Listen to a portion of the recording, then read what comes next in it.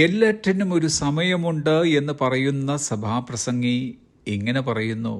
3-ാം അധ്യായം 2-ാം വാക്യം, നടുവാനൊരു കാലം, നട്ടത് പറിപ്പാനൊരു കാലം. വേറൊരു വിധത്തിൽ പറഞ്ഞാൽ, വിതപ്പാനൊരു കാലം, കൊയ്യാനൊരു കാലം. എല്ലാ കാര്യങ്ങളും എപ്പോഴും നടന്നെന്ന് വരികയില്ല, നടക്കുകയുമില്ല, നമാശിച്ചാൽ പോലും. ഒരു ദൈവപൈതലിനെ സംബന്ധിച്ചിടത്തോളം ഓരോ കാര്യത്തിനും ദൈവം നിശ്ചയിച്ചിരിക്കുന്ന സമയങ്ങളുണ്ട്.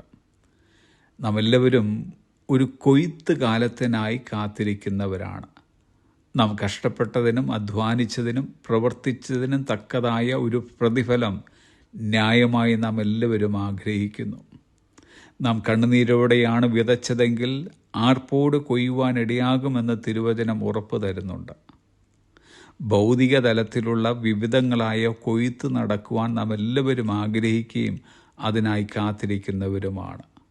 കർത്താവ് അതിനുള്ള അവസരവും സമയവും നമുക്കൊരുക്കി തരട്ടെ. എന്നാൽ നാം ഇവിടെ ചിന്തിക്കുവാൻ പോകുന്നത് ഒരു സ്പിരിച്വൽ ഹാർവസ്റ്റ്, ആത്മീയ വിളവെടുപ്പിനെ പറ്റിയാണ്.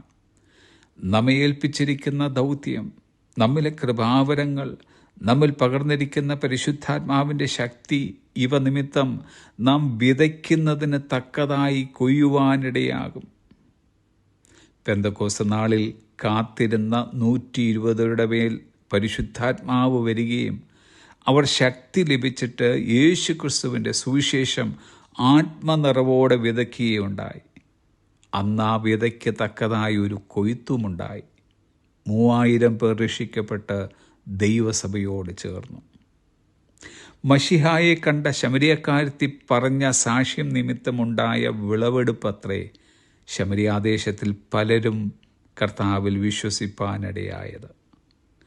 രൂത്ത് നവോമിയോട് വിശ്വസ്തത പുലർത്തുകയും ബോവസിൻ്റെ വയലിൽ കാലാപെറുക്കാൻ സ്വയം താഴ്ത്തി ഏൽപ്പിക്കുകയും ചെയ്തപ്പോൾ രൂത്തിനുണ്ടായ വിളവെടുപ്പത്രേ ബോവസിനെ വിവാഹം കഴിച്ചതും ദാവീദ് രാജാവിൻ്റെയും യേശു കർത്താവിൻ്റെയും വംശപാരമ്പര്യത്തിൽ ഭാഗമാവുകയും ചെയ്തത്. യേശു കർത്താവ് ഇങ്ങനെ പറഞ്ഞു. മത്തായിയുടെ സുവിശേഷം 9-ാം അധ്യായം 37-ാം വാക്യം, കൊയ്ത്ത് വളരെയുണ്ട് സത്യം, വേലക്കാരോ ചുരുക്കം. The harvest is ready. God is calling us to join him in gathering souls. കൊയ്ത്തിനായി നിലങ്ങൾ തയ്യാറായിരിക്കുന്നു. ആത്മാക്കളെ കൊയ്തെടുക്കുന്നതിനായി തന്നോടൊപ്പം കൂടാൻ ദൈവം നമ്മയും വിളിക്കുന്നു. Have a blessed day.